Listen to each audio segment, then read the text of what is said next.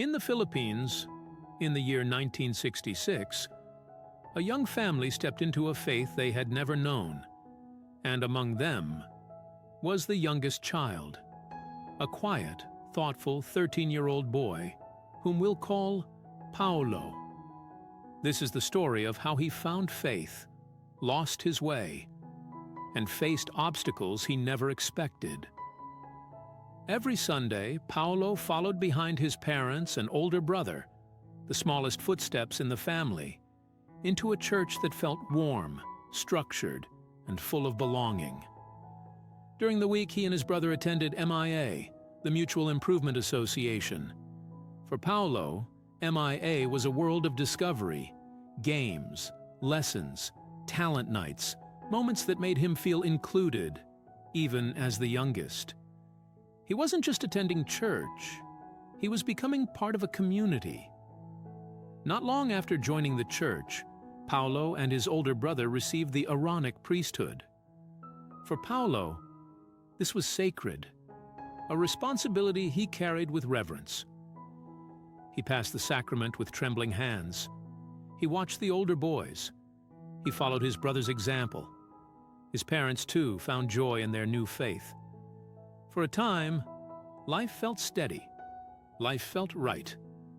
But after about a year, something changed. Paolo's parents, once enthusiastic, began missing meetings. At first, it was occasional, then more frequent. Then, they stopped attending altogether. The reasons were never fully clear. Life pressures, work demands, fatigue, discouragement, perhaps a mix of all these things. But whatever the cause, their absence created a quiet shift in the home. For Paolo, this shift was confusing. He was young. He followed the patterns he saw. If his parents weren't going, why should he? And so, almost silently, Paolo's own attendance faded. But childhood innocence is fragile. When Paolo entered high school, the world around him shifted. New classmates, new expectations, new temptations, and new friends who didn't always choose the right path. Paolo, the youngest, wanted to fit in. He wanted to feel older. He wanted to belong. And slowly, he began to drift. It began with a single skipped class, then another, then more.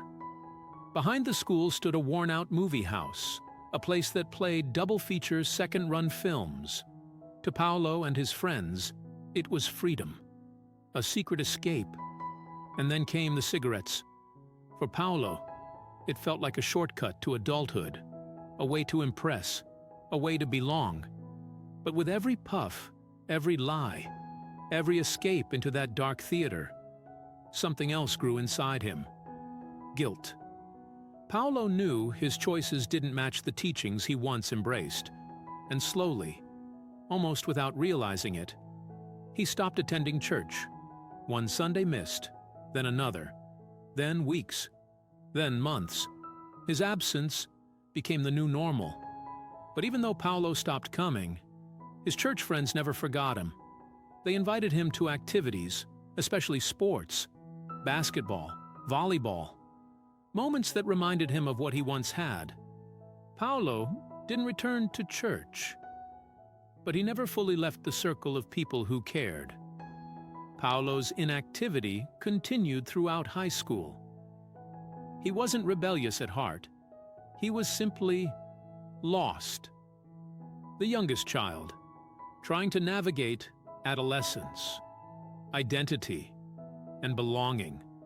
But deep inside, he felt something missing, a quiet emptiness, a longing for the peace he once felt in church, in M.I.A, in priesthood meetings, in the company of good friends.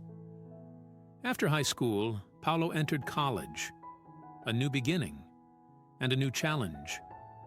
He thought about returning to church. He wanted to. He missed the feeling of belonging, of purpose, of spiritual grounding. But now, something stood firmly in his way. ROTC, the Reserve Officers Training Corps. A mandatory 4-semester military training program required of all male college students in the Philippines at the time, and the training always held on Sundays. For Paolo, this was devastating.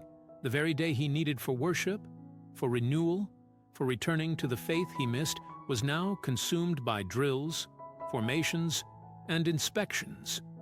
It wasn't a question of if he should return. It wasn't even a question of desire. It was a question of time, and time was no longer his own.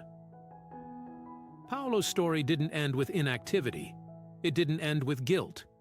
And it didn't end with the pressures of youth or the demands of ROTC. This was only a chapter, a difficult one, but a necessary one, because sometimes stepping away is part of the journey back.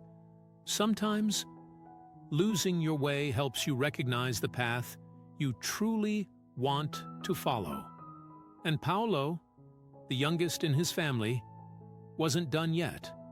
In our next episode, we'll explore what happened next, how Paolo found his way again, and how the quiet pull of faith eventually led him to a life he never expected.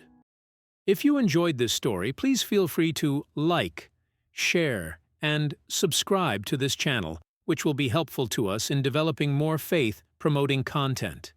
You can also click the bell button so you can be notified of every new videos to follow.